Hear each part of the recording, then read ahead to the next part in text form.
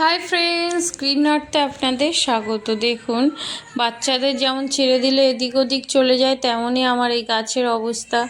যে যার জায়গায় থাকছে না, এর দড়িতে ওর দড়িতে চলে যাচ্ছে। আমাকে রেগুলার এসে চেক করতে হয়, আর এদের যেই আঁশিগুলোকে দড়ির মধ্যে জড়িয়ে দিতে হয়।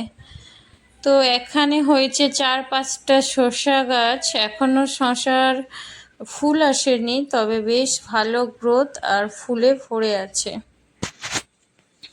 আর এখানে সবজি খোসা দিয়ে যেহেতু গাছ করি, একটি উচ্ছে গাছ হয়েছে, আর তাতে বেশ সুন্দর একটা উচ্ছেও হয়েছে, আরও কয়েকটা উচ্ছে আছে। আর রজনীগন্ধা স্টিকটা একদমই হেলে গেছিলো, তাই একটুখানি সাপোর্ট দিলাম। আর দেখুন, আমার নতুন অতিথি যখন এসেছিল একটাও ফুল ছিল না, এখন দেখুন ফুলে ভরে গেছে। কেমন লাগলো বলবেন, আর ভালো লাগলে প্লিজ সাবস্ক্রাইব।